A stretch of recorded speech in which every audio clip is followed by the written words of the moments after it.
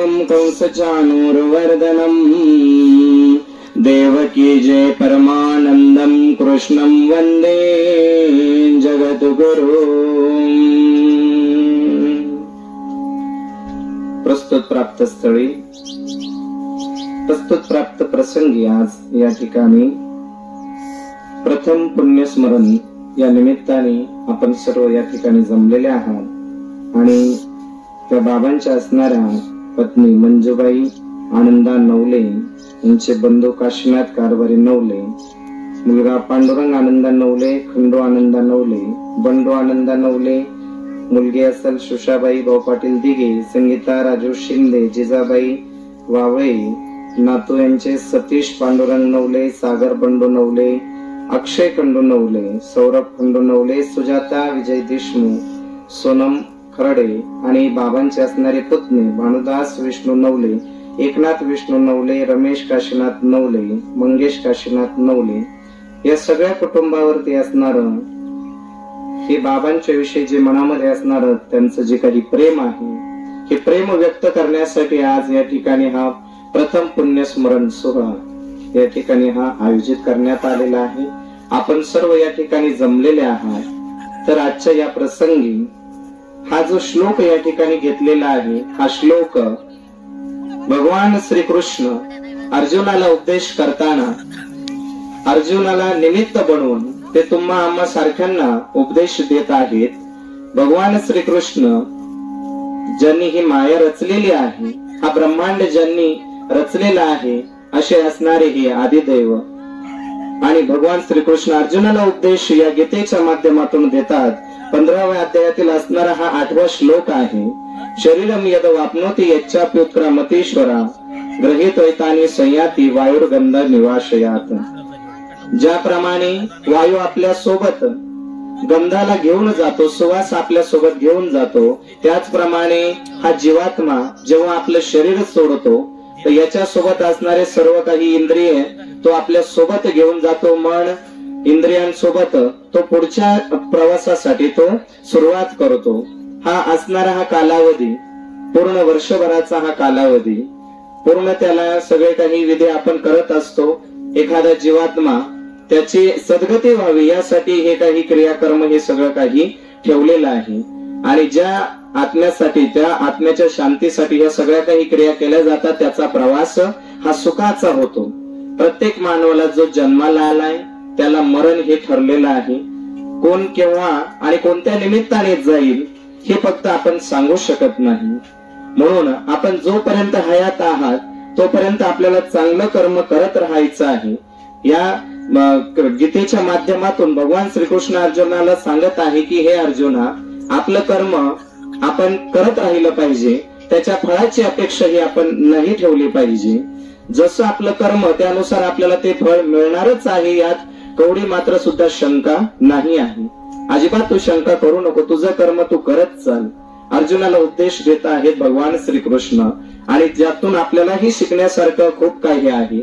म्हणून आपण कितीतरी कार्यक्रमाला जात असतो, जाताना नक्कीच आपण ज्यावेळेस जातो वर्ष श्राद्ध असेल, अंत्यविधी असेल, त्यानंतर दशक्रिया विधी असेल, या ठिकाणी आपण जाताना मनाला समजावलं पाहिजे की आज आपण यांच्या कार्यक्रमाला जातो, या नवले परिवारावरती आज जे दुःख आहे त्या दुःखाला सावरण्यासाठी आज आपण चाललो, उद्या यदा कदाचित आपलीही वेळ ती आपल्यावरती आहे।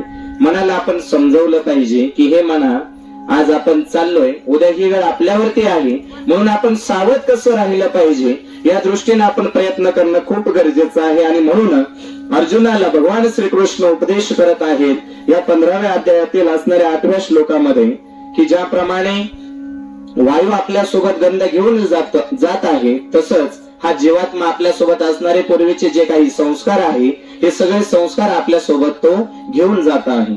मग त्याचे कर्म जर चांगले असतील तर त्या कर्मानुसार त्याला तसं फळ मिळतं।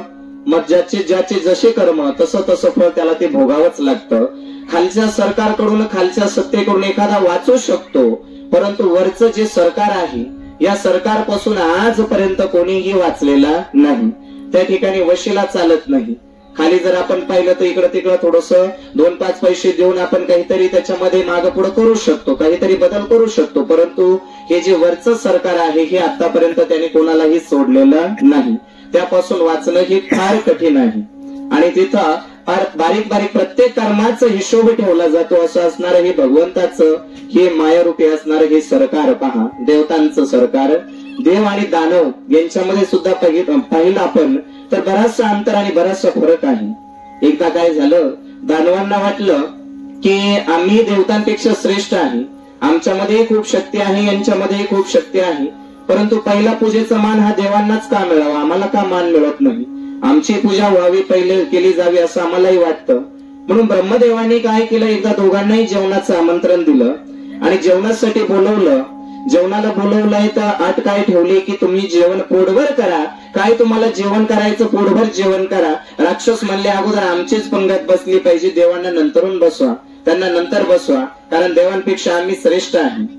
मग आता ब्रह्मदेवाने काय केलं, जेवणाला बरं ठीक आहे तुमची आट मला मान्य आहे, पण तुम्ही सुद्धा माझी आट स्वीकार करा. काय आट ठेवली, जेवण दोघांनी पोटभर करायचं, परंतु कोपरामधून काय हात वाकू द्यायचा नाही. पोटभर जेवण करायचं तुम्ही, देवांनी पोटभर जेवण करायचं, राक्षसांनी पोटभर, दोघांनी पोटभर जेवण करा, परंतु कोपरातून हात वाकू द्यायचा नाही. बसली पंगत अगोदर राक्षसांची सगळे. आता शेवटी राक्षसी बुद्धी, त्यांच्या मनामध्ये काय विचार की अगोदर आमचंच पोट भरलं गेलं पाहिजे, समोरच्याचं बरोबर ना बरोबर, पहिलं माझं पोट भरलं गेलं पाहिजे. मग बसवलं त्यांनी, सगळे जेवणाला बसले राक्षस कुळातील हे सगळे, आणि त्यांना जेवणासाठी ताट वाढण्यात आलं. ताटामध्ये त्यांचं मनाजोगं मनासोक्त त्यांना खाता येईल असं आवडीचे पदार्थ त्या ताटामध्ये वाढले गेले आणि जेवणासाठी बसले. परंतु आता जेवणाला सुरुवात करणार, इकडे देवता त्यांची गंमत बघताय, राक्षसांना जेवणाला बसवलंय आणि जेवणाला बसले. जेवणाला सुरुवात करतात तेवढ्यात ब्रह्मदेव म्हणाले तुम्हाला आठ लक्षात आहे का. मग त्यांच्या लक्षात येत आहे की अरे हा आठ आपल्याला दिलेले आहे, जेवण आपल्याला पोटभर करायचं आहे. मग आता आठ काय होती की जेवण करताना मात्र कोपरातून हात वाकू द्यायचा नाही, जेवण पोटभर करायचं. मग आता हे जेवणासाठी बसले. शेवटी राक्षसी बुद्धी पहा कशी बुद्धी असते ही राक्षसी बुद्धी, जी माणसाला कर्म वाईट करायला सांगते आणि त्या या अशा सूचना सगळं काही बुद्धीवरती अवलंबून असतं. चांगलं करायचं की वाईट हा विचार आपण केला पाहिजे, वैराग्य आपल्यामध्ये जागं झालं पाहिजे. शेवटी राक्षस सगळे बसले जेवणासाठी आणि जेवताना पहिला घास घेताय, हात त्यांचा वरती जातोय, हात वरती जातोय आणि जेवणाला ते आता जेवताना जेवण करायचंय, पोट भरून कोपरातून हात वाकवायचा नाही. घास घेतलाय वरती आणि वरून ते घास टाकताय, काही डोळ्यात जातोय, काही नाकात जातोय, काही तोंडात घास जातोय. पहा हे असते राक्षसी बुद्धी. परंतु दुसरा घास त्यांनी घेतला, हात वरती केला, जेवणात जेवण करतायत, वरून हात सोडताय, तो घास सोडताय, काही डोळ्यात जातोय, काही नाकात जातोय, काही तोंडात, काही अगदी थोडा घास कुठं जातोय तोंडामध्ये, बाकीचा नाकात डोळ्यात इकडं तिकडं तो घास जातोय. बघा जेवण तर पोटभर करायचे, काय करणार, देवता हसताय राक्षसांवरती. पहा यांची बुद्धी कशी आणि कसे हे नीच योनीतले असणारे हे लोक पहा कशी बुद्धी, का माझं पोट अगोदर भरपूर भरलं पाहिजे, पोटभर. बुद्धीचा वापर ते करू शकत होते, परंतु त्यांनी बुद्धीचा वापर केला का, नाही केला.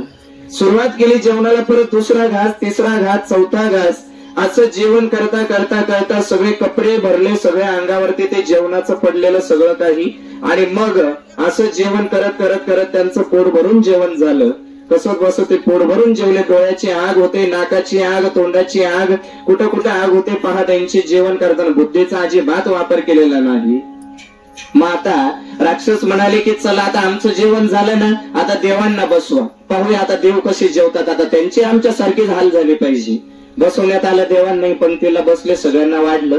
आता जेवण करायचं तर पोट भरून. राक्षसांनी केलं ते पाहिलं, यांनी काय केलं, एका हाताने हात कोपरातून वाकवायचा नव्हता, वरून टाकताय जेवण, डोळ्यात जातंय, नाकात जातंय, तोंडात जातंय. शेवटी राक्षसी बुद्धी, माझंच पोट अगोदर भरलं पाहिजे असं त्यांची वासना मनामध्ये, ही राक्षसी बुद्धी असते. पहा महाराज मग झालं काय, बसवलं देवांना जेवणासाठी. देवता बसलेत सगळे जेवणाला, आणि जेवणाला बसल्यानंतर त्यांनी सांगितलं आम्हाला दोघांमध्ये एकच ताट वाढा, 2 ताट नको, आम्हाला दोघांमध्ये 1 ताट ठेवायचं. आणि बसताना कसे बसले, समोर एकमेकासमोर तोंड करून बसलेत समोर. दोघांना 1 ताट वाढण्यात आलं.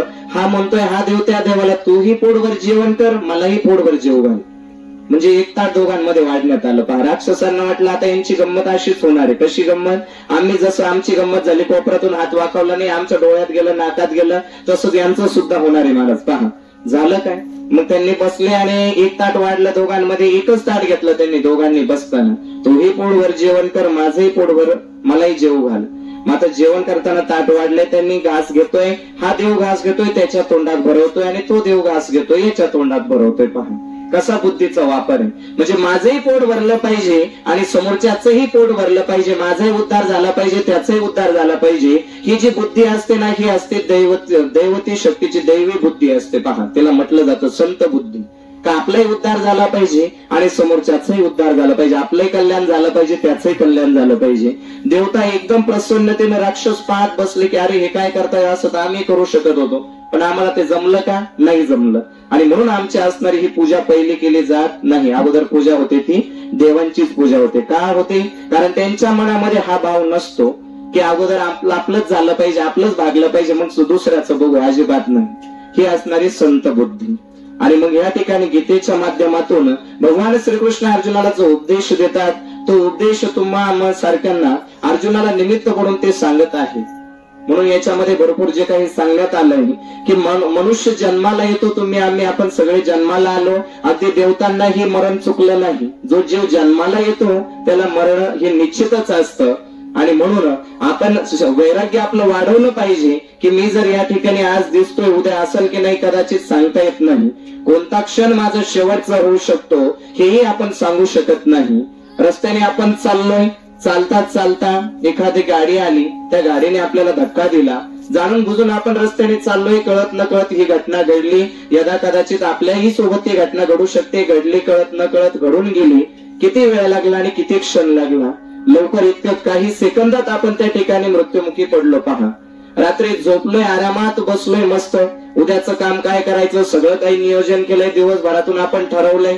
रात्री झोपलोय, आराम करतोय, मस्त झोपलोय, चांगलं नियोजन करून झोपलोय, उद्या मी असं करल तसं करल, आपलं नियोजन ठरलंय. आणि दुसऱ्या दिवशी सकाळी अचानक सगळ्यांना कळतंय की अरे बाबा आपल्यातून गेले, किंवा हे बाबा किंवा हे भाऊ हे आपल्यातून काय झाले, गेलेत. ज्यांचं नियोजन ठरलेलं होतं सगळं कशाने गेले? अचानक हृदयविकाराचा झटका आला, अटॅक आला, हार्ट अटॅक आला त्या ठिकाणी, आणि ते काय झाले, संपले. असा एक दिवस प्रत्येकाचा ठरलेला आहे. फरक एवढाच आहे की आपल्याला चांगलं मरण मरायचं आहे की वाईट मरण आपल्याला जायचं आहे, हे आपल्या कर्मावरती अवलंबून आहे. म्हणून आपण जसं कर्म करतो त्याचं फळ हे आपल्याला निश्चितच तसंच भोगावं लागतं. हयात आहे तोपर्यंत आपण चांगलं सत्कर्म आपल्याला कसं करता येईल या दृष्टिकोनातून प्रयत्न आपण नक्कीच केला पाहिजे. अर्जुनासाठी हा उपदेश या ठिकाणी भगवान श्रीकृष्ण करत आहेत. येताना आपण येतो आपला खाली रिकाम्या हातानेच आपण येतो, आणि जातानाही आपल्याला जायचंय तर रिकाम्या हातानेच जायचंय. कोणी किती मोठा असू द्या, कोणी किती गाड्या, किती बंगल्या, त्याच्याकडे किती संपत्ती असू द्या, परंतु जाताना तो लाकडामध्ये किती मन लाकडं, ते लाकडं आपण जे मोजणार आहेत हे कमी जास्त बस, फारसं जास्त पैसे असतील तर जास्त लाकडं आणि कमी असतील तर कमी बस, पण जाळायचं मात्र प्रत्येकाला हे निश्चित आहे, नक्कीच आहे, ठरलेलं आहे, विधिवत. मग आता जर आपल्याला त्यातून जायचंच आहे तर आपलं कर्म करत असताना आपण कसं मोक्षाला मिळू शकतो, मोक्ष मार्ग ह्या संसारातून आपण कसं बाहेर पडू शकतो, यासाठी हे शास्त्र आणि पुराण यांच्या माध्यमातून आपल्याला उद्देश दिलेला आहे. आणि हा उपदेश आपण श्रवण केला पाहिजे. ऐकल्याचं, श्रवण केल्याचं हे भरपूर पुण्य आपल्याला त्यातून सांगितलेलं आहे. म्हणून ही गीता असेल, रामायण असेल, भागवत असेल, बरेच काही, तुकाराम महाराज असतील, साधू संत आपले जेवढे होऊन गेले या सगळ्यांनी आपल्याला उपदेश दिलेला आहे. प्रत्येकाने वेगवेगळा उपदेश, मार्ग एकच, जायचं एकाच ठिकाणी पण मार्ग वेगवेगळे आहेत. म्हणून आपल्याला जो सोपा वाटेल तो मार्ग आपण निवडला पाहिजे आणि त्या दृष्टीने आपण चाललं पाहिजे. पहा एकदा काय झालं, एक साधू आपल्या शिष्यांना त्यांनी बोलवलं आणि शिष्यांना बोलवलं, सांगितलं की बाबा हो, मी आता जाणार आहे, माझं शरीर आता सुटणार आहे, मला आजाराने त्रस्त केलेला आहे, माझी वेदना मी तुम्हाला सांगू शकणार नाही, परंतु माझी एक शेवटची इच्छा अशी आहे की मी जाणार आहे. जाता जाता तुम्हाला सांगतो की माझा ज्यावेळेस तुम्ही अंत्यविधी कराल, ज्यावेळेस माझा विधी होईल, त्यावेळेस जर तुम्हाला मृदुंगाचा आवाज जर तुमच्या कानावरती जर पडला तर तुम्ही समजून घ्यायचं की मी माझा मार्ग मला काय झाला, मोकळा झाला, मी माझ्या मार्गाला चाललो गेलो. पण जर तुमच्या कानी तो आवाज जर आला नाही तर तुम्ही समजायचं की मी काय झालंय, कुठेतरी अडकलेलो आहे. माता ही शिष्याने बरोबर सांगितल्याप्रमाणे, त्या साधूंनी सांगितल्याप्रमाणे, गुरुने सांगितल्याप्रमाणे त्यांचं काय झालं, शरीर सुटलं, प्राणज्योत मावळली. मग ह्या शिष्याने त्यांचा असणारा सगळा काही विधी आहे तो विधी मार्ग सगळा काही त्यांनी केला, परंतु त्यांच्या कानावरती काही मृदुंगाचा आवाज आला नाही. शिष्यांना कळालं की नक्कीच आपले गुरु कुठेतरी अडकलेले आहेत. त्यांनी आपल्याला सांगितलेलं आहे की ज्यावेळेस तुम्हाला आवाज येईल त्याच वेळेस तुम्ही समजून घ्यायचं की माझा मार्ग मोकळा झाला, आणि आवाज जर आला नाही तर समजायचं की मी काय झालो, कुठेतरी अडकलेलो आहे. मग असंच झालं काय, त्यांनी सगळा विधी केला, परंतु आता ही गोष्ट सांगायची कोणाला, कारण त्यातला जाणकार असला पाहिजे, कोणालाही सांगून जमणार नाही. आणि त्या बाबांचे असणारे हे शिष्य जे जवळचे होते त्यांनाच बाबांनी हे सांगितलं होतं. बाकीच्या शिष्यांना जर माहिती झालं तर ते म्हणतील तुमच्याकडून नक्कीच काहीतरी काय झाली, चूक झाली, म्हणून त्यांना पुढचा मार्ग मोकळा नाही झाला. मग आता सांगायचं कोणाला. असेच रस्त्याने येणारे एक संत त्यांना भेटले आणि हे शिष्य त्यांच्याकडे धावत गेले. म्हणे महाराज महाराज चला आमच्या आश्रमात या, म्हणे आश्रमात या, तुमच्याकडे महत्वाचं काम आहे आमचं. मग ते काय केलं, त्या शिष्याने त्या महाराजांना घेऊन गेलेत आपल्या आश्रमामध्ये. आश्रमात घेऊन गेले आणि घेऊन गेल्यानंतर सांगितलं की महाराज आमच्या गुरूंची एक शेवटची इच्छा बाकी राहिली म्हणे. ते म्हणे काय बाकी राहिली, तर त्यांनी आम्हाला सांगितलं होतं का माझा सगळा विधी मार्ग तुम्ही ज्यावेळेस कराल त्यावेळेस जर तुमच्या कानावरती मृदुंगाचा आवाज जर पडला तर तुम्ही समजून घ्यायचं की माझा मार्ग काय झालेला आहे, मोकळा झालेला आहे. परंतु असं काही आमच्या कानावर पडलंच नाही, असा आवाजच आमच्या कानावरती आला नाही. मग का नाही आला, काय त्याचं कारण महाराज तुम्ही सांगू शकाल का? आमच्या गुरूंचा उद्धार करा, आमच्या गुरूंचा मार्ग मोकळा करून द्या. पण एक काम करा, तुमचे गुरु मरणासन्न अवस्थेत ज्यावेळेस होते ना, ज्यावेळेस त्यांचं शरीर सुटत होतं त्यावेळेस ते कुठं झोपलेले होते, मला ती जागा दाखवा बरं. मग ते असणारे शिष्य आणि ते आलेले जे महाराज होते ते त्यांच्या सोबत गेले. म्हणे या खोलीमध्ये हे आमची कुटिया बाबांची, आणि या ठिकाणी बाबा निवासाला झोपायचे, आराम करायचे या ठिकाणी, आणि शेवटच्या क्षणी सुद्धा ते त्याच ठिकाणी झोपलेले होते, विश्रांती अवस्थेत होते. चला म्हणे तिथं घेऊन चला मला. जवळ गेले, अशीच असणारी खाट होती, असाच असणारा पलंग होता, आणि त्या बाजेवरती हे त्यांचे गुरु आराम करण्यासाठी बसायचे. शेवटच्या क्षणी सुद्धा तसेच होते. बरं म्हणजे मरणासन्न अवस्थेत असणारा ते कसे गेले, कुठे गेले, त्यांचं कसे झोपलेले होते, कोणत्या कुशीवर होते, म्हणे उजव्या कुशीवरती होते. बरं मग ते उजव्या कुशीवरती ते महाराज काय झाले, झोपले त्याच ठिकाणी आरामासाठी. पहा मग आता त्या ठिकाणी बसले. बरं आता समोर दिसली त्यांना खिडकी. म्हणे या खिडकीला बाबा ज्यावेळेस गेले म्हणे तुमचे गुरुजी त्यावेळेस ही खिडकी उघडी होती का बंद होती? म्हणे नाही त्यावेळेस ती खिडकी उघडी होती म्हणे. बरं त्या खिडकीला उघडा. ती खिडकी त्यांनी उघडली आणि उघडल्यावरती समोर एक बोरीचं झाड होतं. पहा बोरीचं झाड होतं आणि त्या बोरीच्या झाडावरती असणारे हे बोर त्यांना ते दिसत होते, पिकलेले फळं त्यांना ते दिसत होते. मग महाराज म्हणे एक काम करा म्हणे, त्यातलं ते एक बोर जे दिसते म्हणे बघा ते पिकलेलं आहे चांगलं आणि आकार मोठा आहे, ते बोर माझ्याकडे घेऊन या म्हणे. शिष्य गेले आणि त्या बोराला काय केलं, त्यांनी घेऊन आले आपल्या सोबत. पहा बोर असणारं बोरीचं झाड आणि त्याला ते फळ घेऊन आले आणि घेऊन आल्यानंतर म्हणे याला इथं ठेवा म्हणे, माझ्या समोर ते समोर ठेवलं आणि त्या बोराला म्हणे काय करा, त्याला कापा म्हणे, मधून काय करा त्याला काप घाला त्या बोराला.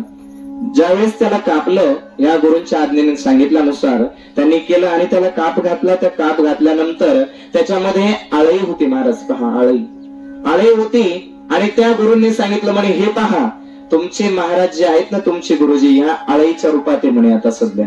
म्हणे असं कसं म्हणता महाराज म्हणे, तर ज्यावेळेस ते मरणासन्न अवस्थेत होते, ज्यावेळेस त्यांना शरीर सोडायचं होतं त्यावेळेस त्यांची इच्छा झाली शेवटची, ते म्हणजे ते बोर खाण्याची. कशाची इच्छा झाली पहा, बोर खाण्याची. कोणाची कशी वासना, कोणाची कशी वासना.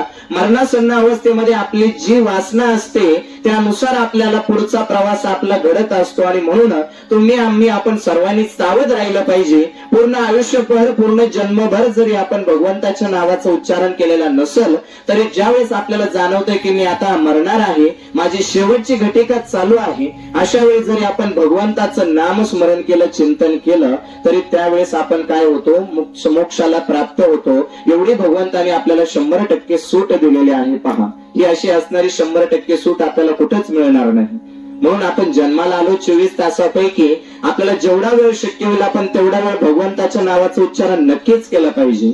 आणि मग त्या आळीला काय केलं, या महाराजांनी थोडस सांगितलं की तिला आता उन्हात ठेवा. त्या आळीला उन्हात ठेवण्यात आलं, त्या बोरातून बाहेर काढलं, तिला उन्हात ठेवलं आणि मग त्या ठिकाणी काय झालं, तिचं त्या शरीरामध्ये असणारा प्रवास काय झाला, संपला. आणि ती आळी म्हणजे ते महाराज त्यांचे गुरु पुढच्या प्रवासाला मोकळे झाले. आणि मग यांच्या कानावरती काय झाला, मृदुंगाचा आवाज आला. म्हणजे पहा, जाताना मरणासन्न अवस्थेमध्ये कशाची वासना झाली की मला बोर खायचं, ही इच्छा त्यांची शेवटची झाली. आणि म्हणून त्या बोरामध्येच त्यांना काय व्हावं लागलं, जन्माला यावं लागलं. कशाच्या रूपानं, या आळीच्या रूपानं.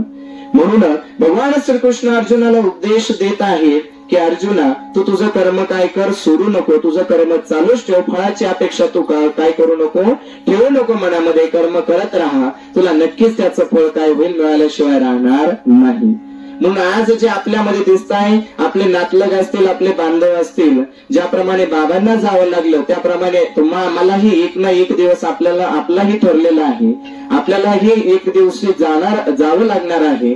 म्हणून आपण काय केलं पाहिजे, तो दिवस कोणताही असू शकतो. नाथ महाराजांकडे एकदा एक असाच व्यक्ती गेला आणि तो व्यक्ती म्हटला, बघा त्याच्याकडे पैसा भरपूर होता, गाड्या बंगला त्याच्याकडे भरपूर काही होता.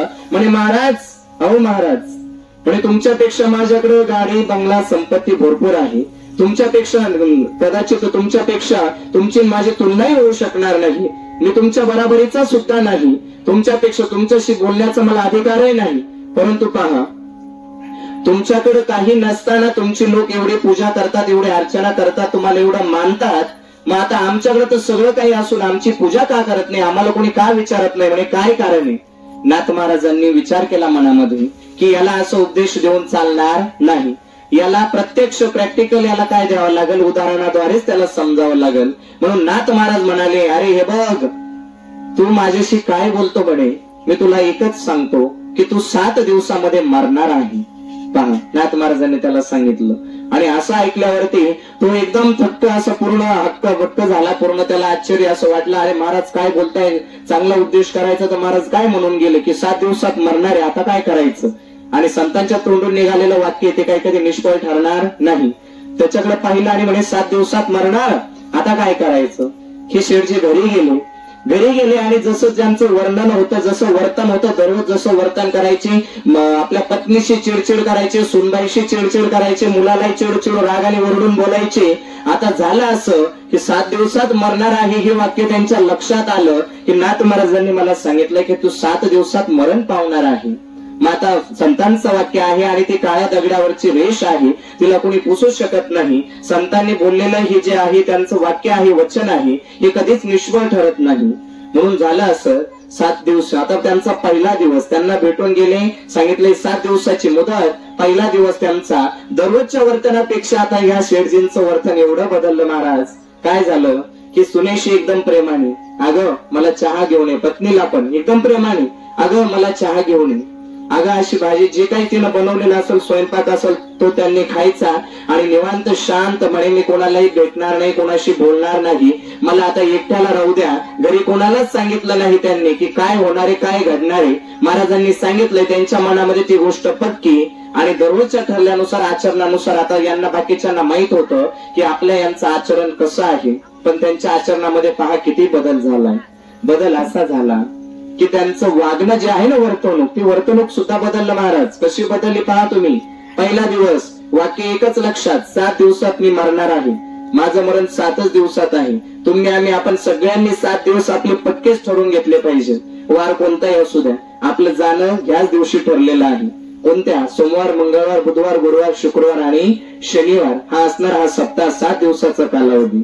यापैकी सोडून कोणी काही वेगळ्या दिवशी जाणार नाही. असंच त्या व्यक्तीने काय केलं, मनाशी पक्क बांधलं की 7 दिवसात माझं मरण आहे. आणि ज्यावेळेस मानवाला मरण आपलं जवळ दिसतं, समोर दिसतं, त्यावेळेस त्याला आपले कर्म आठवत चालतात. मग या माणसाला आठवायला सुरुवात झाली. पहिला दिवस गेला, सगळ्यांशी प्रेमाने बोलला. दुसऱ्या दिवशी असणारा त्याचा जो काही उद्योगधंदा आहे, व्यापार आहे, त्या ठिकाणी जाऊन आपले जे काही नोकर चाकर असतील त्यांच्याशी तो प्रेमाने बोलला. माझ्याकडून काही चूक झाली असेल तर मला माफ करा, क्षमा करा. हे सगळं वर्तणूक त्याचं बदलत चाललं पहा महाराज दुसऱ्या दिवशी. कारण त्याच्या वाक्य एकच ध्यानात होत की आपण 7व्या दिवशी काय होणार आहोत, मरण पावणार आहोत. दुसरा दिवस गेला, तिसरा दिवस आला, त्याला ते सगळं काही आठवतंय की मी कोणाशी वाईट बोलले. आपले मित्र असतील, मित्रांना जाऊन तो भेटतोय, मित्रांना म्हणतोय अरे माझ्याकडून काही वाईट बोलण्यात गेलं असेल, तुला जर माझ्याकडून काही चुकीचं रागवण्यात मी रागवलं असेल तुझ्यावरती तर मला काय माफ कर. तिसरा दिवस गेला. चौथ्या दिवशी पाहुण्यांना भेटतोय, पाहुण्यांना म्हणतोय अहो जर तुम्हाला काही माझं वाईट वाटलं असेल, मी जर तुम्हाला काही बोललो असेल तर मला माफ करा. आपलंच लहान मोठं बहीण भाऊ, आपलं काही भाऊ समजून, आपला काही जीवाचा समजून मला काय करा, तुम्ही माफ करा. पाचवा दिवस, 6वा दिवस, 6 दिवस त्याचे असे गेले. शेवटचा जो 7वा दिवस आहे, 7व्या दिवशी तो एकदम अगदी फार प्रेमाने सगळ्या घरातल्या असणाऱ्या कुटुंबांना सगळ्यांना म्हणतोय की माझ्याकडून आता मी आयुष्यभर तुम्हाला त्रास दिला, आता मी काही तुम्हाला छळणार नाही, आता माझ्यापासून तुमची काय होणार आहे, सुटका होणार आहे आणि तुम्ही आता प्रेमाने आपलं आनंदाने पुढचं जीवन काय करा, व्यतीत करा. आता घरच्यांना प्रश्न पडतोय का या माणसामध्ये अचानक एवढा बदल झालाच कसा? हा दररोज वागणारा, आपल्याशी भांडण करणारा, आपल्याला हाणणारा मारणारा हा आपला असणारा आणि दररोज याच्यात असणार दररोजच्या वर्तणुकीत याच्यात बदल झाला कसा हा त्यांना प्रश्न पडतोय. पहा बदल कशामुळे झाला, फक्त संत संगती लाभली. पहा नाथ महाराजांकडे तो गेला, त्यांच्याशी त्याने वाद घातला आणि त्यांना म्हटला की आमच्याकडे एवढा असून आमची जय जयकार होत नाही, आमची पूजा होत नाही आणि तुमच्याकडे काहीच नाही तरी तुमची जय जयकार होते, तुमचा उदो होतोय, काय कारण आहे? तर नाथ महाराजांनी त्याला उपदेश दिला होता की 7 दिवसात तू मरणार आहे आणि तू मला काय विचारतोय, मी तुला काय उत्तर देऊ? 7 दिवसात मरणार आहे तुझं शरीर. पहा मग झालं असं की 7व्या दिवशी बरोबर त्याच्यामध्ये असणारा हा जो बदल आहे तो बदल झाला आणि बरोबर 7व्या दिवशी तो नाथ महाराजांकडे येतोय. नाथ महाराज ध्यान अवस्थेत बसलेले, समाधी अवस्थेत बसलेले, नाथ महाराजांकडे तो येतोय, महाराजांना प्रणाम करतोय आणि त्या ठिकाणी तो बसतोय. महाराज मला मुक्ती द्या, माझा उद्धार करा, मी तुम्हाला शरण आलेलो आहे 7व्या दिवशी. आणि मग महाराज त्याला म्हणतात अरे हे बघ, तू जो मला प्रश्न विचारला होतास ना त्याचं उत्तर तुला आता मिळालेलं असेल, नक्कीच तुला त्याचं उत्तर मिळालं असेल की पहिला दिवस तुझा बघ आणि आजचा असणारा हा 7वा दिवस. तू 7व्या दिवशी मी तुला 7 दिवसाचं सांगितलेलं होतं की 7व्या दिवशी. मग म्हणे महाराज आज 7वा दिवस आहे, माझं शरीर तर आहे असंच आहे, मी का मरण पावलो नाही, काय झालं नाही, मी का बरं मला मरण आलं नाही? म्हणे अरे मी तुला प्रत्यक्ष उदाहरण जे दिलं ना ते कशासाठी दिलं, हा दृष्टांत मी तुला का सांगितला, का तुला सांगितलं मी हे? मग तू पहिल्या दिवसाचं तुझं अगोदरचं आचरण बघ आणि 7व्या दिवशी तुला मरण दिसतंय ना आपल्या डोळ्यासमोर, तर तू कोणाशी कसा वागला आणि काय वागला हे तुला आता समज, तू मला सांग, आठव, तुला आठवतंय का? बघ, डोळे बंद कर आणि त्याचं स्मरण कर का आज 7वा दिवस आहे, मी कसं इतर दिवशी कसं लोकांशी वागत होतो आणि माझं मरण मला समोर दिसतंय, मग माझ्या वागण्यात काय बदल झाला हे तूच मला स्वतःहून सांगू शकतोस. म्हणे महाराज तुमचं म्हणणं बरोबर आहे, मला 7 दिवस माझं मरण समोर दिसलं. पहिल्या दिवशी मी माझ्या पत्नीला सांगितलं, जसं दररोजचं माझं आचरण होतं, माझ्या पत्नीशी मी दररोज भांडण करायचो महाराज. एक दिवस माझा असा येत नसायचं की मी माझ्या पत्नीला भांडत नव्हतो, मुलाशी भांडत नव्हतो, सुनाशी वाद घालत नव्हतो, असा एकही दिवस माझा होत नव्हता.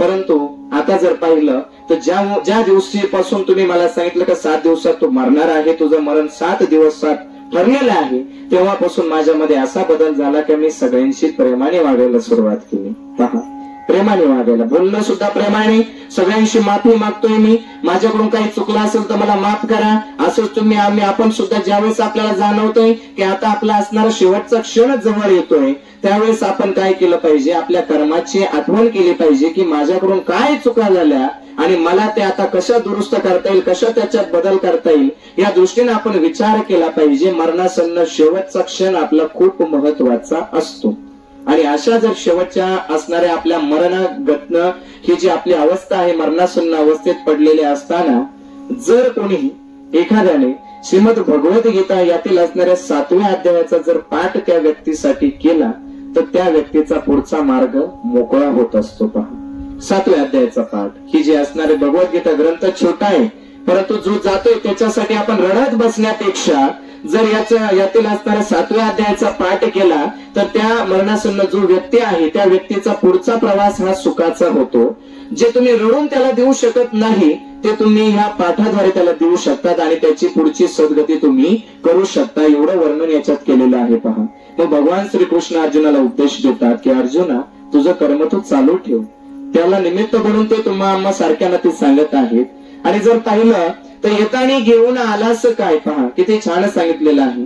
येताना घेऊन आलास काय, जाताना घेऊन जाणार काय, नको अभिमान करू भल्या मानसा, ही तुझी धन दौलत, बंगला गाडी शेतीवाडी, नाही काही कामाची भल्या मानसा, ही तुझी 2 दिवसाची छाती, फुगवून चालू नको रे, नको तू साधू संतांचा अपमान करू, येताना घेऊन आलास काय, जाताना घेऊन जाणार काय, नको अभिमान करू भल्या मानसा, नको अभिमान करू भल्या मानसा. अभिमान कोणत्या गोष्टीचा आपण केला पाहिजे? जाताना संग काही आपल्याला सोबत घेऊन जायचं नाही आणि येतानाही आपण सोबत काही घेऊन आलेलो नाही, मग अभिमान कोणत्या गोष्टीचा करायचा? अगदी रावणाला पहा, किती काही होतं त्याच्याकडं. आपल्याला वाटतं की अरे आमचं एवढं एकर झालं, तेवढं एकर झालं, एवढं आम्ही जमीन घेतली, एवढे आमचे घर, एवढं आमचं सगळी संपत्ती, एवढं आम्हाला मिळालं म्हणजे भरपूर काही झालं. अजिबात नाही. असणाऱ्या या रावणापेक्षा, असणाऱ्या या हिरण्यकश्यपू सारख्या आपल्याकडे एवढी संपत्ती अजिबात नाही. त्यांच्याकडे तर खूप काही होतं, परंतु आपण काय करतो? गर्वाने फुलून जातो. अजिबात आपल्याला गर्व यायला नको. आपल्याकडं जेवढं आहे आपण त्यात समाधानी राहिलं पाहिजे, प्रयत्न केला पाहिजे. म्हणून ज्ञानोबा, तुकोबा, त्यानंतर असणारे आपले एकनाथ महाराज, हे सगळे जेवढे काही होऊन गेले सगळे तुम्हा आम्हा सारख्यांना उपदेश देतात की अरे बाबा हो, आम्ही चाललोय आमच्या गावाला, पण जाताना तुम्हाला उद्देश देऊन जातोय. की उपदेश काय देतोय की तुम्ही काय करत चला, थोडस संसारामध्ये राहत असताना, हे कार्य करत असताना विचार करत चला. अभंगाद्वारे एकनाथ आपले नामदेव महाराज आपल्याला म्हणतात, एकनाथ महाराजही सांगतात आणि तुकाराम महाराजही सांगतात. वेगवेगळ्या अभंगाद्वारे ते आपल्याला उपदेश करत आहे. जर पाहिलं तर तुकाराम महाराजांनी सांगितलंय की काय करा, क्षणोक्षणी ह्याची करावा विचार, करावया पार भव सिंधू. आपल्याला कसं पार होता येईल?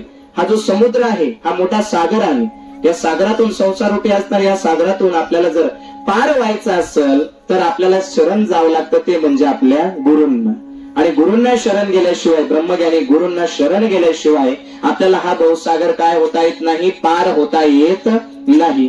नदी ओलांडायची आपल्याला तर बसावं लागतं त्या होडीमध्ये, जहाजामध्ये बसून आपल्याला नदी ओलांडून आपल्याला पार जायचं असेल तर त्याच्यात बसावं लागतं. आपल्याला जर एका ठिकाणाहून दुसऱ्या ठिकाणी जावं लागतं तर साधनाचा वापर करावा लागतो. आणि म्हणून आपल्याला जर मुक्ती जर मिळवायची असेल तर मुक्ती मिळवण्यासाठी आपल्याला गुरूंचा एकमेव आधार असतो.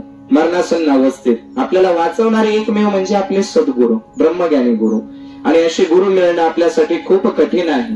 गुरूंना शरण जाणं आणि गुरु निवडणं, योग्य गुरु निवडणं हे सुद्धा फार कठीण आहे. कलियुगातली गोष्ट वेगळी आहे. कलियुग केवळ नाम आधारा, जपत नर उतरी भव सिंधू पारा. या कलियुगामध्ये फक्त नाम स्मरणाने मनुष्याचे पाप जे काही आहेत ते नष्ट होतात.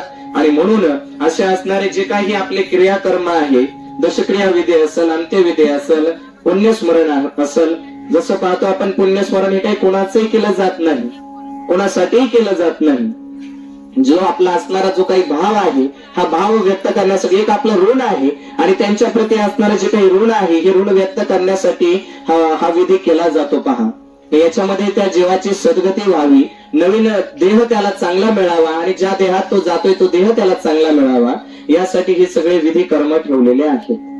मग आता काहींना हे विधी करायलाही नको वाटतं. काही असे आहेत, दोन्ही प्रकारचे लोक आहेत. काहींना वाटतं कशाला करायचं, गेलाय तो त्याच्या कर्माने गेलाय, आता त्याचं होईल ते काही होईल, अजिबात नाही. जरी तो गेलेला आहे, जर त्याचा विधी यथायोग्य व्यवस्थित जर करण्यात आला नाही तर तो तुम्हाला त्रास दिल्याशिवाय मात्र राहत नाही. ही गोष्ट नक्की आपल्या लक्षात असली पाहिजे का हा जीव आपल्याला त्रासदायक सुद्धा ठरतो. कारण ज्याने आपल्यासाठी एवढं काही केलं, आपण त्याच्यासाठी जर थोडं करू शकत नसाल तर मग आपल्या मानव असणारा आपल्या जीवनाला धिक्कार आहे. पहा, आपण त्याच्या सद्गतीसाठी नक्कीच प्रयत्न केला पाहिजे. म्हणून भगवान श्रीकृष्ण अर्जुनाला उपदेश देता देता सांगत आहेत की श्रोत्रम चक्षुस्पर्शनम च रसनम घ्राणमेवच अधिष्ठाय मनश्चायम विषयानुपसेवते. विषयांचं आपण सेवन करतो ह्या इंद्रियांद्वारे, आणि कान, नाक, डोळे, त्वचा, जीभ यांचा आश्रय घेऊन सर्वांच्या सहाय्यानेच आपण विषयांचं सेवन करतो.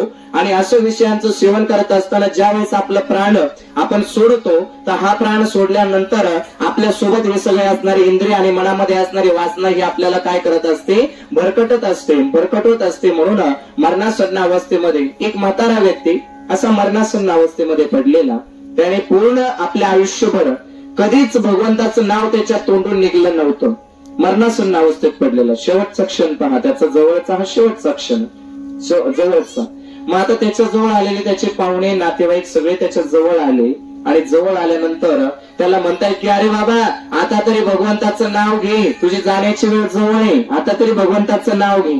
त्याच्या तोंडून काय भगवंताचं नाव निघावं? महाराज अजिबात नाही. आयुष्यभर त्याने कधी देवाचं नावच घेतलं नाही. आता मरण्याच्या वेळी तो थोडी नाव घेतोय, अजिबात नाही. त्याला सगळे प्रयोग, सगळे उपाय करून थकले, त्याने काही नावच घेतलं नाही. पण त्या बाबांचा असणारा जावई, त्या जावयाचं नाव होतं राजाराम. त्यांना वाटलं निदान त्याला तरी जवळ घेतलं, त्याला बघितल्यावर तरी तो नाव घेईल. अजिबात नाही. त्याला जवळ आणलं आणि विचारलं, म्हणे बाबा हा कोण आहे, पहा याच्याकडं, काय नाव आहे याचं? म्हणे पहा कोण आहे. म्हणे अरे हा तर माझा जावई आहे म्हणे, जावई. पण नाव घेतलं नाही. पहा, राजाराम आलास का राजाराम? अजिबात नाही. म्हणजे मरणासन्न अवस्थेत सुद्धा त्या बाबांच्या तोंडून काही नाव निघलं नाही. एवढी वाईट अवस्था, एवढी दुरावस्था आपली तुम्हा आम्हावरती, आपल्यावरती ती अजिबात येता कामा नाही. म्हणून कोणाचा क्षण हा शेवटचा असू शकतो ही आपण कल्पना करू शकत नाही. ज्याप्रमाणे बाबांना आपला देह सोडावा लागला, त्याप्रमाणे तुम्हा आम्हालाही देह सोडावाच लागणार आहे. आणि म्हणून रडत कुजत इकडे तिकडे आपण त्यांच्याकडे बघून आपण प्रेरणा घेण्यासारखं आहे की बाबांनी जसं कार्य शेवटपर्यंत त्यांनी असणाऱ्या या कुटुंबावरती त्यांनी आपलं प्रेम शेवटपर्यंत ठेवलं, शेवटच्या श्वासापर्यंत ते पूर्ण आपल्या कुटुंबासोबत राहिले. म्हणून आपणही ज्या सहवासात आपण राहतो, आपले असणारे नातेवाईक, असणारे आपले पाहुणे, यांच्यासोबत आपण प्रेमानं राहिलं पाहिजे. कारण गेल्यानंतर कोणीतरी आपली आठवण मरावे परी कीर्तिरूपी उरावी. असेच असणारे आपले बाबा, सगळ्यांना माहिती असणारे ह्या नवले कुटुंबातील असणारं त्यांचं प्रेम, पूर्ण जो काही हा दुःखाचा डोंगर आहे, हे दुःख सावरण्यासाठी परमेश्वराने त्यांना नक्कीच शक्ती देव अशी प्रार्थना आपण केली पाहिजे की जसं आज तुमच्यावरती वेळ आहे तशी आमच्यावरती ही वेळ नक्कीच निश्चित येणार आहे. म्हणून आपण त्यांना काय केलं पाहिजे, साथ दिली पाहिजे. आणि त्यांचं असणारं हे दुःख सारण्यासाठी आपण त्यांनाही काय केलं पाहिजे, प्रेरणा दिली पाहिजे. त्यांचंही दुःख आपण सारण्यासाठी प्रयत्न केला पाहिजे. असं असणार हे पूर्ण हा कालावधी जातो. गरुड पुराण अनुसार जर गरुड पुराणाचं आपण श्रवण केलं तर त्यामध्ये दिलेलं आहे वर्णन, कशी मानवाची पुढची गती होत असते, कसं त्याला पार व्हावं लागतं, या भवसागरातून कसं त्याला पुढे जावं लागतं, गरुड पुराणात वर्णन केलेलं आहे. वैतारणा नावाची असणारी नदी, या नदीतूनही कसं त्याला जावं लागतं. तिथं विचारलं जातं की बाबा रे, तुझ्याकडून काय काय पुण्य तू केलंय, काय कर्म तू केलंस. बघा, आपल्याला जर पासपोर्ट तुम्ही म्हणाल जर पाहिजे असेल तर वरती पासपोर्टही आपला विचारला जातो. कोणता पासपोर्ट? माहिती की तुम्ही काय पुण्यकर्म केलंय आणि तुम्ही कोणत्या गुरूंना शरण गेलेले आहात, की कोणत्या गुरूंकडून तुम्ही मंत्र घेतलेला आहात.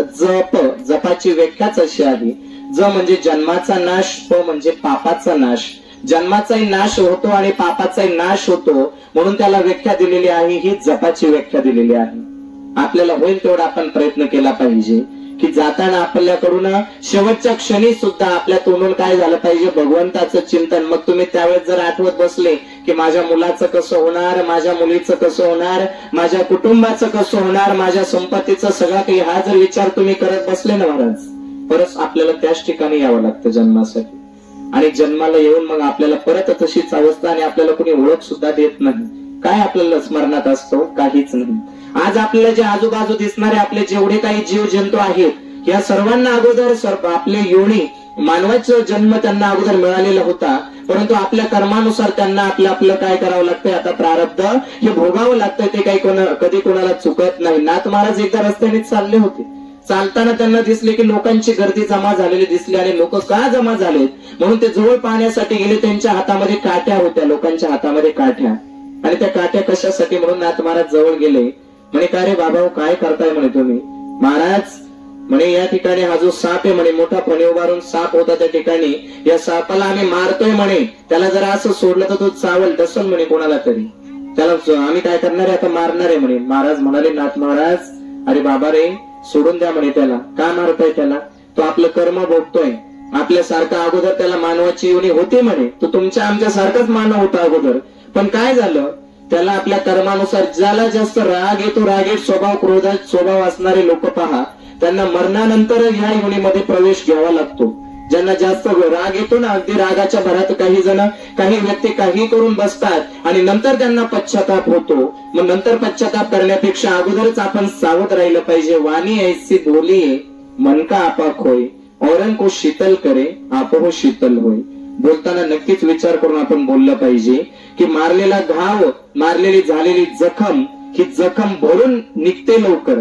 परंतु आपल्या मुखातून जर एखाद्याला वाईट गोष्ट जी बोलण्यात गेली तर ती जी गोष्ट आहे, तो जो शब्द आहे, तो शब्द समोरच्याच्या हृदयावरती घात करत असतो आणि कायमस्वरूपी त्याच्या लक्षात राहत असतो. पहा, तुम्ही कधी त्याला भेटा, तो असा बोलला होता की माझ्या ज्ञात आहे, हे मला माहित आहे, हे त्याच्या लगेच लक्षात येत असतं. म्हणून बोलताना आपण नक्कीच निश्चितच 100 वेळा विचार करून एखादा शब्द बोलला पाहिजे. प्रेमाने बोललं पाहिजे, प्रेमाने राहिलं पाहिजे. झालं असंच नाथ महाराजांनी त्या लोकांना सांगितलं, अरे तुम्ही काय करा, या सापाला काय करा, सोडून द्या. हा काही तो आपलं कर्म भोगतोय, त्याचं कर्म भोगून तो जाणारच आहे. तो काही आपल्याला स्वतःहून काही कोणाला मारणार नाही, त्याला सोडून द्या. नाथ महाराजांच्या सांगण्यावरून काय केलं, लोक बाजूला झाले आणि तो बिचारा सर्प सळसळ सळसळ सळसळ करत तो त्याच्या वाटेला निघून गेला. दुसऱ्या दिवशी पहाटेच, भल्या पहाटे नाथ महाराज स्नानासाठी चालले होते, आंघोळीसाठी जात असताना त्यांना तोच सर्प परत फणा उभारून त्यांना दिसला आपल्या वाटेमध्ये. पहाटेची वेळ होती, अंधार काळोख होता, जिकडं तिकडे अंधार पसरलेला. आणि पहाटेच्या वेळेमध्ये हे नाथ महाराज स्नानासाठी चालले होते. चालताना चालताना चालता चालता त्यांना तोच सर्प परत फणी उभारून आपल्या त्यांच्या वाटेला, तो वाटेमध्ये त्यांना दिसला. सर्प होता मोठा, खूप भयंकर असा मोठा सर्प. तोच सर्प पहा ज्याचा प्राण यांनी वाचवला होता. आणि तो सर्प त्यांच्या वाटेला, नाथ महाराज चाललेत म्हणे, त्याला हात जोडताय, प्रार्थना करतायत, अरे मला पुढे जाऊ दे. परंतु तो सर्प त्यांना पुढे जाऊ देत नव्हता. ज्या वाटेनं नाथ महाराज पुढे चालले त्याच वाटेला तो यायचा, त्या बाजूला तो व्हायचा आणि त्यांच्यावरती फणा उगारायचा. परत बाजूला आले नाथ महाराज, बाजूला झाले की तो फणा परत त्यांच्यावरती उगारायचा. असं करत करत नाथ महाराजांना त्याने, त्या सर्पाने काही पुढे जाऊ दिलं नाही. शेवटी नाथ महाराज म्हटले, पांडुरंगा विठ्ठला जशी तुझी इच्छा, याच्यामध्ये तूच आहे आणि माझ्यामध्ये तूच आहे.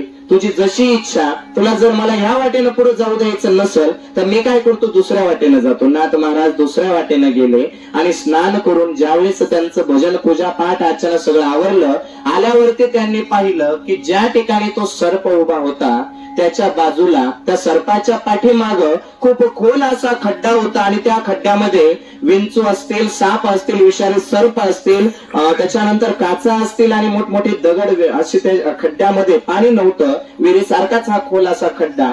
आणि त्या खड्ड्यामध्ये नाथ महाराज काय झाले असते, जर सर्प त्या ठिकाणी नसता तर महाराज त्या खड्ड्यामध्ये पडले असते आणि त्यांच्या जीविताची काय झाली असती, हानी झाली असती.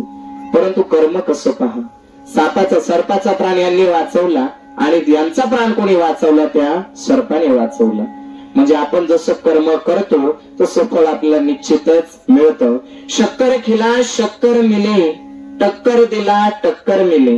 जो औरों को खिलाता शक्कर है वो खुद भी शक्कर खाता है, जो औरों से लेता टक्कर है वो खुद भी टक्कर पाता है. जसं आपण दुसऱ्याला देतो तसंच आपल्याला मिळतं. म्हणून आपण विचार केला पाहिजे की ज्याप्रमाणे बाबांनी एवढं काही कुटुंब असणार आहे, हे सगळं काही नातू असतील, पंतू असतील, भाऊ असतील, मुलगा मुलगी, सगळे जेवढे काही हे नातलग असतील, सगळ्यांना बाबांनी काय दिलं, प्रेम दिलं. आणि या प्रेमापोटेच आज सगळे या ठिकाणी सगळे एकत्रित झालात.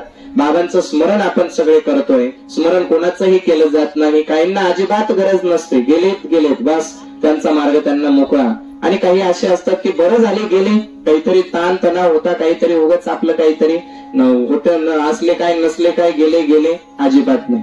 आपण गेल्यानंतर आपलं कोणीतरी स्मरण करावं. हे स्मरण केव्हा केलं जातं, ज्या वेळेस आपलं आचरण असतं आणि हे आचरण आपण चांगलं ठेवलं पाहिजे. हा संदेश देण्यासाठी हा पुण्यस्मरण सोहळा असतो. पहा, महत्वाचा असतो. आपण फक्त जातोय, येतोय, भेटतोय, आपल्याला मानव दिसतोय, आपण एकमेकाला भेटतोय. यदा कदाचित असं होईल की जो जीव आपल्याला दिसतोय काही क्षण काही काळ असा येईल का तो जीव आपल्याला जगामध्ये दिसणार नाही. गेलेत बाबा, आता ते परत दिसतील का, नाही. म्हणजे पहा, जो जीव आलाय त्याला जाणं कधी चुकत नाही, म्हणून आपण जन्माला आलोय, आपलं कर्तव्य आपल्याला पार पाडायचं आहे.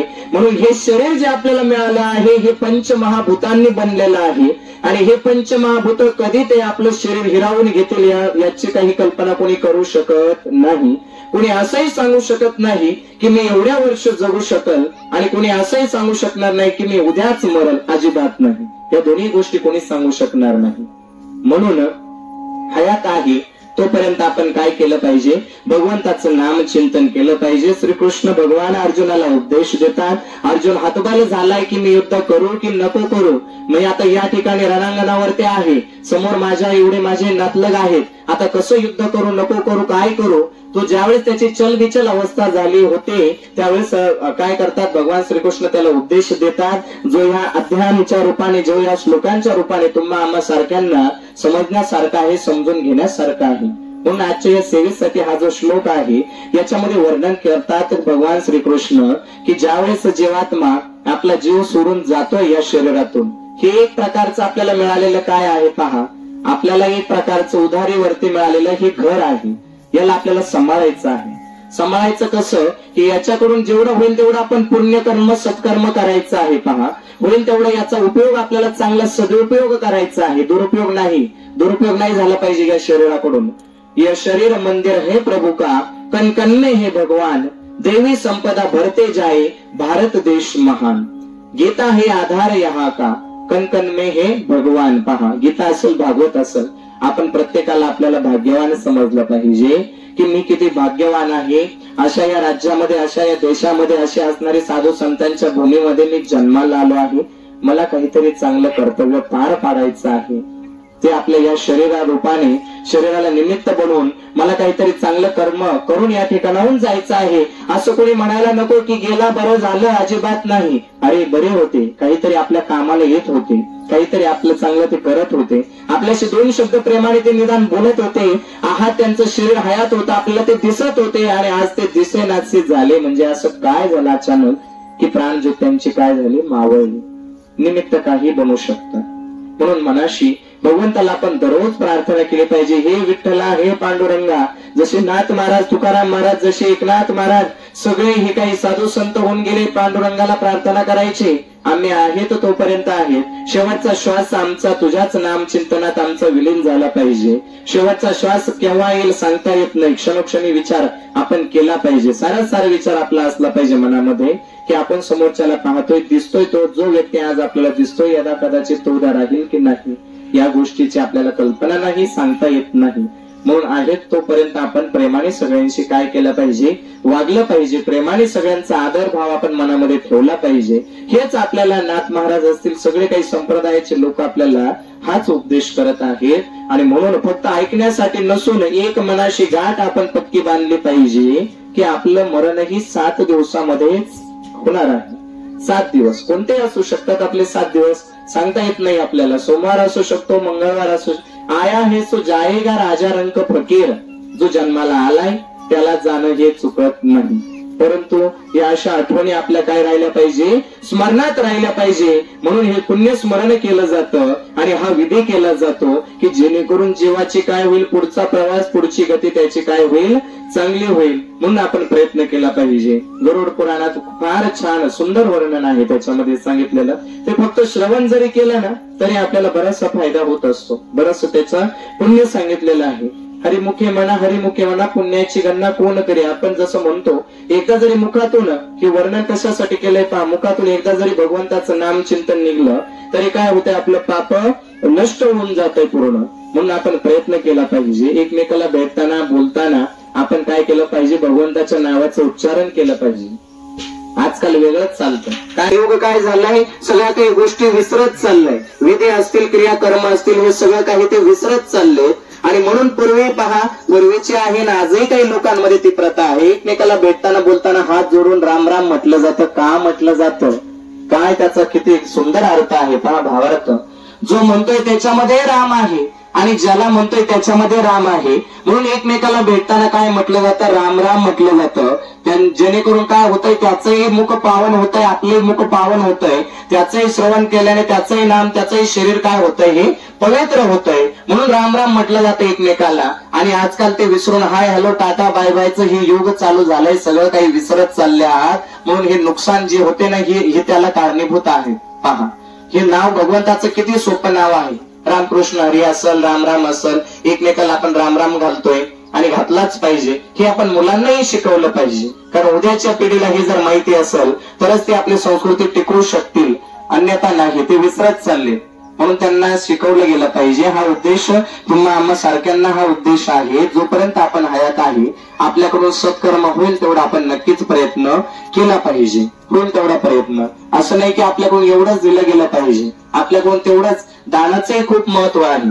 अन्नदान असेल, वेगवेगळ्या प्रकारचे दान आहेत. आपल्याला होईल तेवढं कर्म आपण नक्की केलं जाते. बाबांचं आज काहीतरी आपल्याला त्यांच्याकडून शिकण्यासारखं आहे. शिकण्यासारखं आहे की आता आम्ही तर गेलोच आहोत, परंतु आता तुम्ही आहात तोपर्यंत चांगलं कर्म करा आणि शेवटच्या क्षणी सुद्धा विचार करा की माझं काहीच नव्हतं, मी या ठिकाणी जन्माला आलो होतो, हे दुसरं पैसा गाड्या बंगला सगळं काही भरपूर होतं.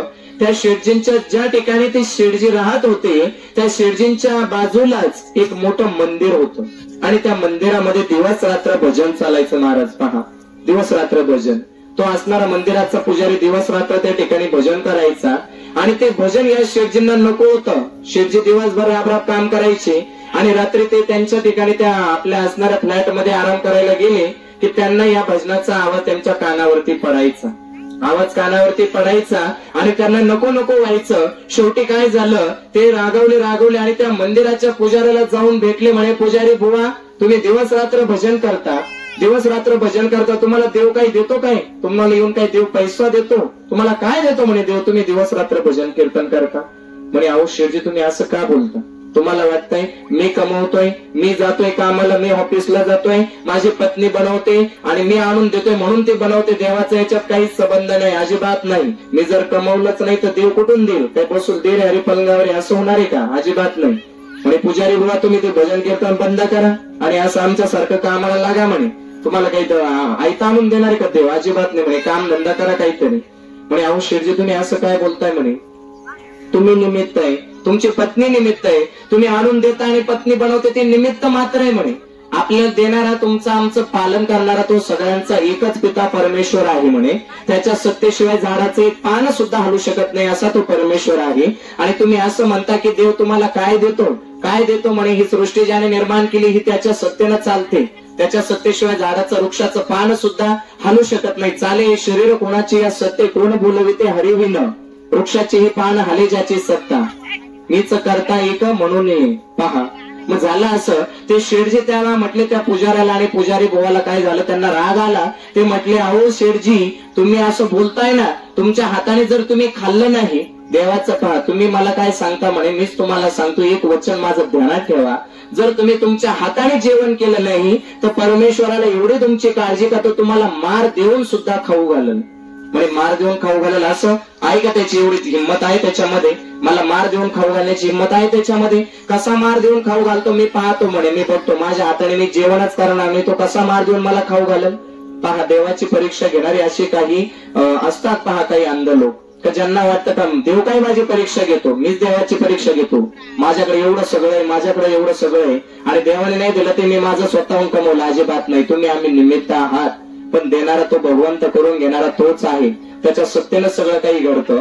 झालं काय, ते शेठजी म्हणाले, अरे पुजारी बुवा, तुझं वचन माझ्या लक्षात येईल, जर तुझं वचन खोटं ठरलं तर मी तुला या ठिकाणी भजन कीर्तन करू देणार नाही, हे मंदिर मी पाडून टाकेल माझ्या हाताने, हे मंदिरच पाडून टाकेल म्हणे मी इथून.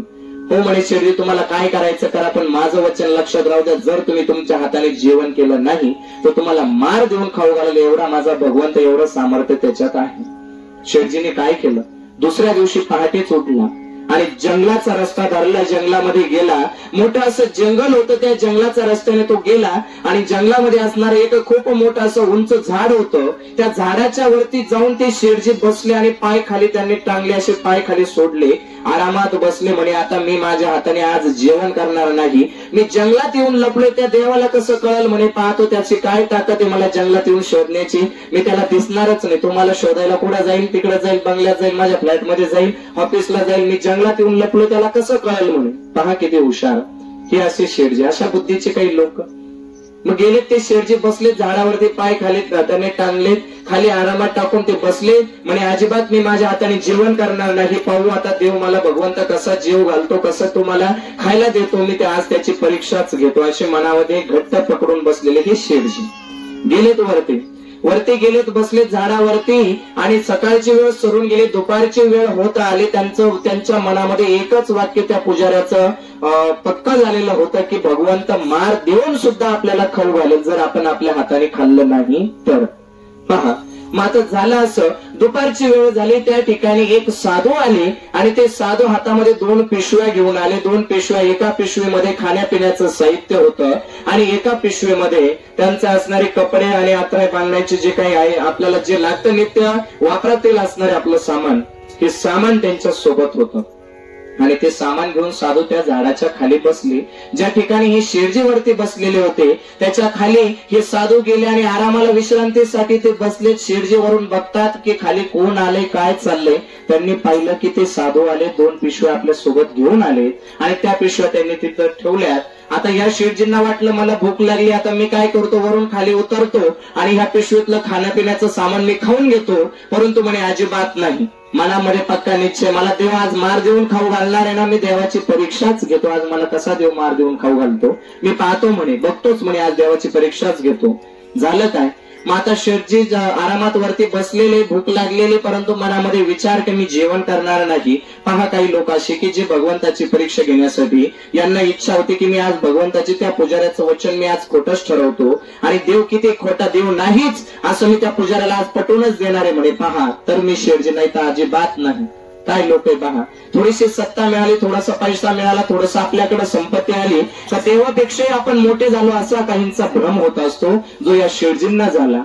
मग आता काय झालं, त्या साधूंना जाताना आपल्या सोबत असणाऱ्या 2 पिशव्यांमध्ये असणारं जे काही साहित्य होतं त्यांनी काय केलं, भगवंतच त्या साधूच्या रूपात आला होता. एक पिशवी त्याने तिथंच ठेवली. कोणती पिशवी, खाण्यापिण्याचं जिच्यात सामान होतं ना महाराज, ती पिशवी त्याच ठिकाणी ठेवली आणि असणारी कपड्याची पिशवी आपल्या सोबत घेऊन तो साधू काय झाला, चालता झाला, आपल्या मार्गाने चालू लागला. मग आता त्या ठिकाणी खाण्यापिण्याची पिशवी खाली ठेवलेली, तो शेठजी वरतून ते शेठजी खाली पाहताय, खाण्यापिण्याची पिशवी त्यांना खाली दिसते, परंतु खाली उतरून मी काय माझ्या हाताने खाणार नाही. जरी देवा तू इथं पिशवी आणून ठेवली तरी मी माझ्या हाताने खाणारच नाही. पाहूया तुम्हाला कसा मार देऊन खाऊ घालतोय म्हणे. पहा शेठजीचा पक्का हट्ट होता, पक्का संकल्प होता. खालीच उतरले नाही शेठजी, वरतीच बसले. पाहतो मी आता कसा देव येतो, कुठून येतो, इकडून येतो का तिकडून येतो, या बाजूने की त्या बाजूनं, मी अजिबात खालीच उतरणार नाही, अजिबात मी खाली उतरणार नाही असा पक्का निश्चय. मग आता दुपारची वेळ सरून गेली, रात्रीची वेळ होत आली, संध्याकाळी भूक तर लागलेली, परंतु शेठजींनी ठरवलेलं होतं मी काही खाली उतरणार नाही. संध्याकाळची वेळ झाली, रात्रीची वेळ, आणि त्या शेठजींना घोड्यांचा आवाज ऐकायला येऊ लागला. घोड्यांचा आवाज ऐकायला येऊ लागला. मग आता कुठून आवाज येतोय म्हणून ते शेठजी बघताय तर बघता तर काय की 4 चोर होते आणि ते चोर चोरी करून आले होते आणि चोरी करून आले होते. मग ते थकलेले होते म्हणून कुठं थांबले, ते जंगलामध्ये थांबले, विश्रांतीसाठी त्याच जंगलात गेले आणि त्या जंगलात जाऊन त्याच ठिकाणी गेले की ज्या ठिकाणी ते शेठजी कुठं बसलेले होते, वरती झाडावरती बसलेले होते. मग त्या ठिकाणी गेले आणि गेल्यानंतर पहा महाराज, त्या ठिकाणी गेले आणि त्याच झाडाखाली विश्रांतीसाठी त्यातला एक चोर म्हणतोय बाकीच्या चोरांना की अरे मला आता खूप भूक लागली आणि भूक लागली म्हणून मी काय करतो, आता जेवणासाठी मला काही मिळतं की या ठिकाणी मी पाहतो. म्हणून त्याने काय केलं, जवळ गेला आणि त्या पिशवीकडे त्याचं लक्ष गेलं. पहा महाराज, त्या चोराच्याही रूपाने कोण आलंय, भगवंतच अवतार घेऊन. पहा अगोदर साधूच्या रूपाने भगवंत आला होता, पिशवी ठेवून गेला, हा उतरून जेवण करू शकत होता. आपला भ्रम असा होत असतो की नाही मग मीच कमवतो, मग मीच करतो आणि मग मला हे केल्यानंतरच मला सगळं काही मिळतं. नाही, अगदी जेल मधल्या कैद्याची सुद्धा जेवणाची व्यवस्था भगवंताने केली. रस्त्यावरच्या भिकाऱ्याची व्यवस्था सुद्धा त्यांनी जेवणाची, जन्माला घातलंय म्हणजे काहीतरी आपली व्यवस्था त्यांनी केलीच. जर उपाशी ठेवलं, उपाशी मारलं तर त्याच्या काय आपण म्हणतो ना, त्याचा शेवटी प्रश्न आहे तो त्याचा इज्जतचा, आपण जो म्हणतो त्याचा प्रश्न आहे. पहा मग झालं असंच, त्या ठिकाणी 4 चोर आले. एक जण म्हणतोय मला भूक लागली, आणि भूक लागली म्हणून जवळ जातोय त्या पिशवीला. तो पाहतोय त्या पिशवीमध्ये खाण्यापिण्याचं सामान होतं.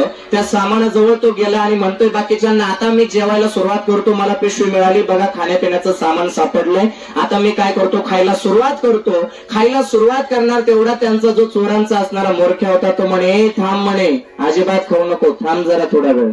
काय झालं म्हणे, तर म्हणे या पिशवीत जे सामान ठेवलंय तुला काय वाटलं इथं काही हॉटेल आहे का काय, म्हणे जंगल, आणि या जंगलामध्ये इथं पिशवी आणून ठेवली, खाण्यापिण्याचं सामान आणून ठेवलंय, तुला काय वाटतं म्हणे कोणी आणून ठेवलं असेल.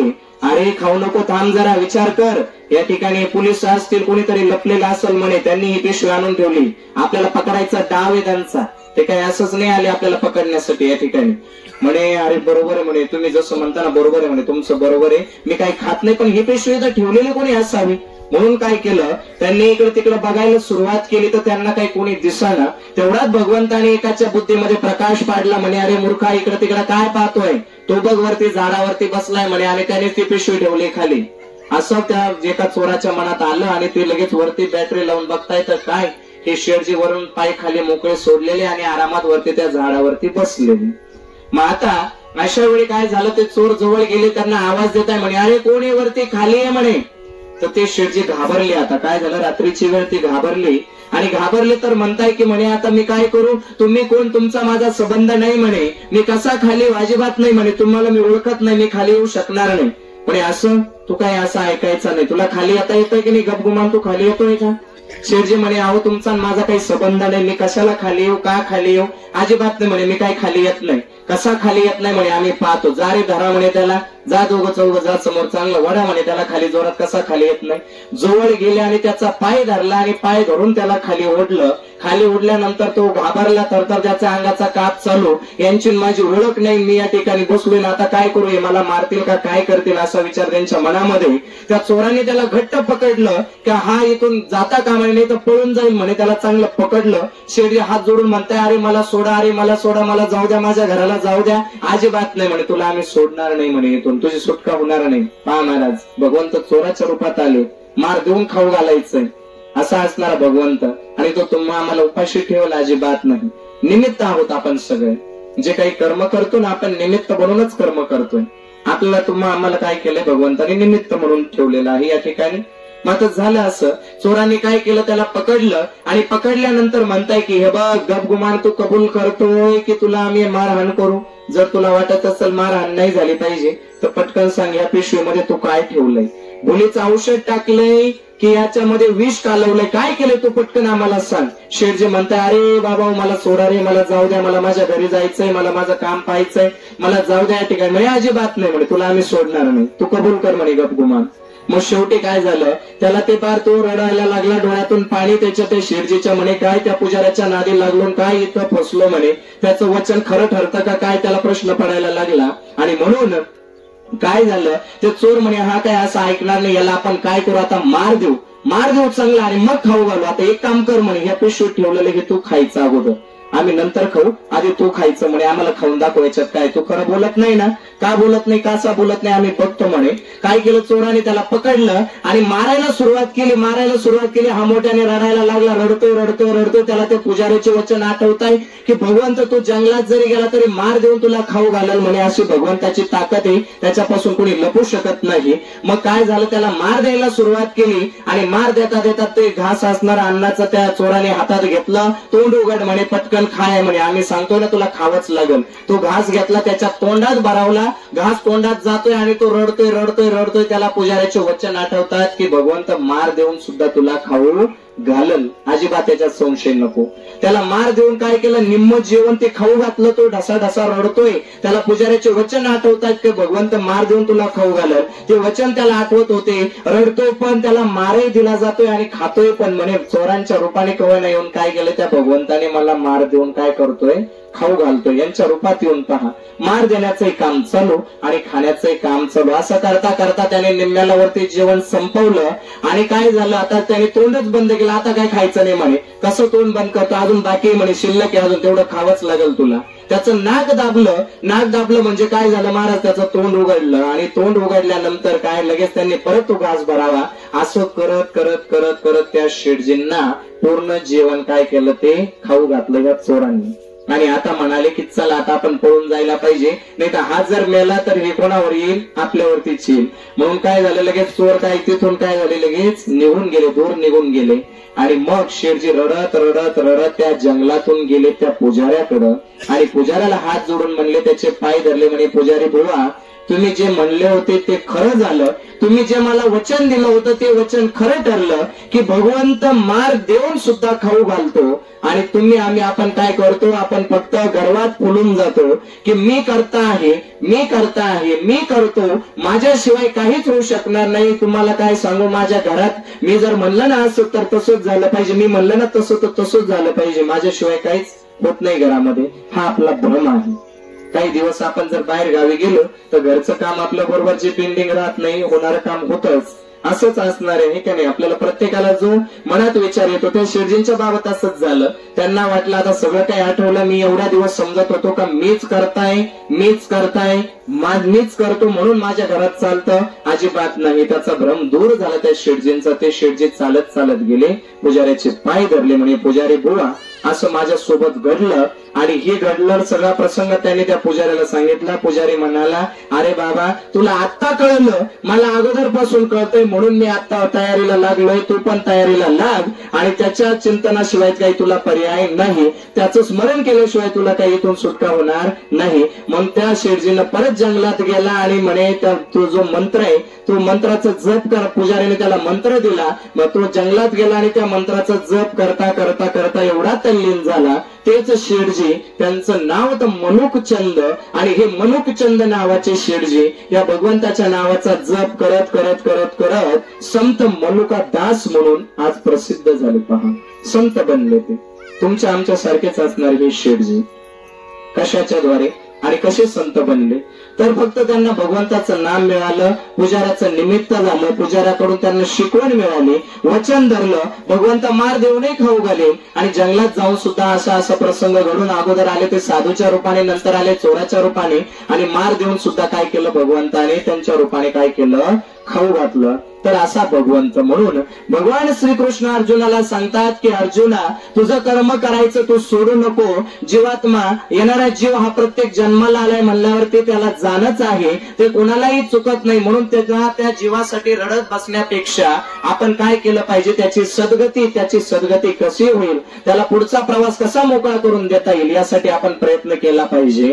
म्हणून असणारे आज या ठिकाणी जे आहे नवले परिवारावरती असणारं हे दुःखाचं संकट, परंतु याला जे झालंय आज स्मरण आपण जे करतोय, बाबांचं स्मरण असणार. बाबा आज तुमच्यामध्ये नाही, तुम्हा सगळ्यांमध्ये बाबा काय झाले, सोडून गेले. परंतु मरावे परी कीर्ती रूपी उरावे, म्हणून असे असणारे हे या ठिकाणचे जे असणारे आहेत नवले बाबा, तर यांचं स्मरण आज आपण या ठिकाणी सगळे एकत्रित झालो आणि त्यांचं स्मरण करत आहोत. या ठिकाणी आपण त्यांचं स्मरण करून दिव्य संदेश आजच्या या प्रवचन रूपी सेवेतून आपण सर्वांनी घेऊन जायचं आहे की आपलाही एक दिवस असाच ठरलेला आहे आणि तो दिवस असाच या निमित्ताने तो दिवस येणार आहे. आपल्यालाही असंच 7 दिवसापैकी एका दिवसातून आपल्याला जावं लागणार आहे. म्हणून तो दिवस आपला कधी असू शकतो.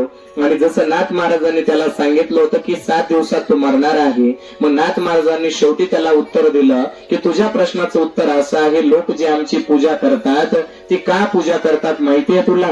तू 7 दिवस तुझं मरण दूर पाहिलं. आम्ही आता एका क्षणाला आम्ही हे शरीर सोडून जाणार आहे असा विचार करून आम्ही या समाजामध्ये काय करत असतो, कार्य करत असतो. आणि म्हणून आमची पूजा होते. पहा, आपणही असा विचार केला पाहिजे की पुढच्या काही क्षणात आपलंही मरण ठरलेलं असेल, आपल्यालाही हे शरीर सोडून जावं लागेल असा विचार, असं चिंतन आपण केलं पाहिजे. म्हणून आजचा हा दिव्य संदेश देणारा हा जो स्मरण आहे, हे स्मरण प्रत्येकाने आठवणीत ठेवलं पाहिजे. असो, आज या ठिकाणी सगळे जमलेले आहात आणि स्मरण बाबांचं करत आहात. वेळ भरपूर झालेला आहे. शेवट आपण करूया, हात जोडूयात, प्रसायदान करूयात. शेवट आपण पुंडलिक वरदार विठ्ठल श्री ज्ञानदेव तुकाराम पंढरीनाथ भगवान की जय, माऊली ज्ञानेश्वर महाराज की जय, जगद्गुरु तुकाराम महाराज की जय. शांती ब्रह्म एकनाथ महाराज की जय. पसायदान आपण करूयात सगळे.